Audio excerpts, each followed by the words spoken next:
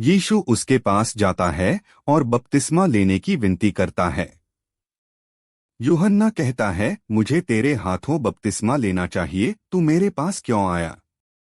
लेकिन यीशु कहता है, यह उचित है ताकि हर धार्मिकता पूरी हो। जैसे ही वह पानी से निकलता है, आकाश खुल जाता है। पवित्र आत्मा कबूतर के रूप में उस पर उतरता है और एक आवाज आती है, यह मेरा प्रिय पुत्र है, जिससे मैं प्रसन्न हूँ। बपतिस्मा के बाद यीशु आत्मा से प्रेरित होकर जंगल में चला जाता है। वहां वह 40 दिन और रात उपवास करता है। शैतान उसे परीक्षा में डालता है। अगर तू परमेश्वर का पुत्र है तो इन पत्थरों को रोटी बना दे। यीशु उत्तर देता है, मनुष्य केवल रोटी से नहीं परंतु परमेश्वर के वचन से जीवित रहता है। शैतान फिर उसे मंदिर की ऊंचाई पर ले जाता है। कूद जा, स्वर्गदूत तुझे बचा लेंगे। यीशु कहता है, तू अपने प्रभु परमेश्वर की परीक्षा मत ले। अंत में शैतान उसे संसार के सारे राज्य दिखाता है। मेरे आगे झुक, मैं सब कुछ तुझे दूंगा। यीशु डांटते हुए कहता है, सिर्फ अपने परमेश्वर की आराधना कर।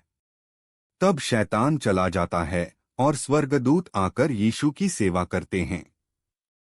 यीशु अब अपने मिशन के लिए तैयार था। वह गलील के चारों ओर प्रचार करने लगा। उसका पहला संदेश था, मन फिराओ, क्योंकि परमेश्वर का राज्य निकट है। लोग उसकी बातों को सुनकर चकित रह जाते। उसकी आंखों में सत्य था, उसकी वाणी में दया थी, उसके शब्दों में जीवन था। एक दिन वह झील के किनारे चल रहा था। वहां उसे 2 मछुआरे मिले, शमौन और उसका भाई अंद्रियास। वे अपने जाल से मछलियां पकड़ रहे थे। यीशु ने कहा, मेरे पीछे चलो, मैं तुम्हें मनुष्यों के मछुए बनाऊंगा। वे सब कुछ छोड़कर उसके पीछे हो लिए। फिर उसने याकूब और यूहन्ना को बुलाया। वे भी अपने पिता के साथ नाव में थे। वे भी तुरंत उठे और यीशु के पीछे चल पड़े। इस तरह उसके शिष्य बनने लगे। यीशु ने नगर-नगर घूमना शुरू किया। वह सिखाता, प्रचार करता और बीमारों को चंगा करता। लंगड़े चलने लगे, अंधे देखने लगे और बहरे सुनने लगे। उसके स्पर्श से लोग चंगा हो जाते। वह सिर्फ शरीर नहीं, आत्मा को भी चंगा करता था। लोग उसे चारों ओर से घेरने लगे। एक दिन वह पहाड़ी पर बैठा और उन्हें उपदेश दिया। धन्य हैं वे जो मन के दीन हैं, क्योंकि स्वर्ग का राज्य उनका है। धन्य हैं वे जो रोते हैं, क्योंकि वे शांति पाएंगे। धन्य हैं वे जो दयालु हैं, क्योंकि उन पर भी दया की जाएगी। यह पर्वत उपदेश लोगों के दिलों में बस गया। एक बार एक कोढ़ी उसके पास आया। उसने गिड़गिड़ाकर कहा, हे प्रभु, यदि तू चाहे तो मुझे शुद्ध कर सकता है। यीशु ने उसे छुआ और कहा, मैं चाहता हूं, तू शुद्ध हो जा। और उसी क्षण वह चंगा हो गया। भीड़ यह देखकर हैरान रह गई। एक दिन एक अधिकारी यीशु के पास आया। उसका सेवक मरने की हालत में था। उसने कहा, हे प्रभु, तू मेरे घर चल। यीशु चलने को हुआ, पर अधिकारी बोला, तू बस कह दे और मेरा सेवक चंगा हो जाएगा। यीशु ने चकित होकर कहा, मैंने ऐसा विश्वास इस्राएल में भी नहीं देखा। सेवक उसी घड़ी चंगा हो गया। हर कोई यीशु की ओर आकर्षित हो रहा था, लेकिन कुछ लोग उससे ईर्ष्या करने लगे। धर्मगुरु और फरीसी उसकी बढ़ती लोकप्रियता से जलने लगे। वे उसे फंसाने की योजना बनाने लगे, पर यीशु सच्चाई से पीछे नहीं हटा। उसने कपट को उजागर किया।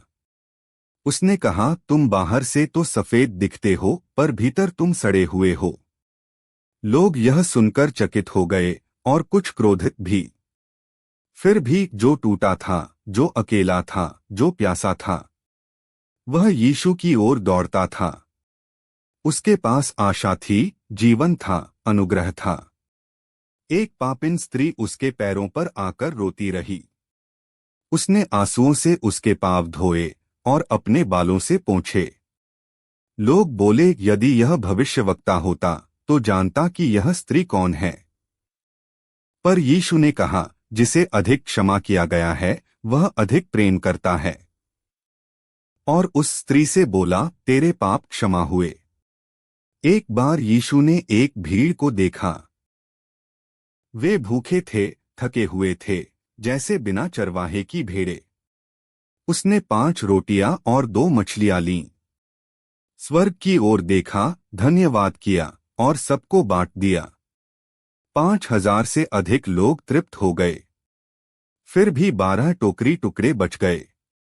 लोग चकित हो गए, यह सच में वह भविष्यवक्ता है। लेकिन यीशु जानता था कि उसका रास्ता आसान नहीं होगा। वह बार बार कहता, मनुष्य के पुत्र को बहुत दुख उठाना होगा। वह मारा जाएगा पर तीसरे दिन जी उठेगा। शिष्य यह सुनकर परेशान हो जाते थे। एक रात यीशु पहाड़ पर चढ़ा। वहां उसका रूपांतरण हुआ। उसका चेहरा सूर्य की तरह चमका और वस्त्र उजले हो गए। मूसा और एलियाह उसके साथ दिखाई दिए। स्वर्ग से आवाज आई, यह मेरा प्रिय पुत्र है, इसकी सुनो। शिष्य डर के मारे गिर पड़े, पर यीशु ने उन्हें उठाया। उसने बच्चों को अपने पास आने दिया। उसने कहा, स्वर्ग का राज्य ऐसे ही लोगों का है। उसने हमेशा विनम्रता, सेवा और प्रेम को ऊंचा उठाया।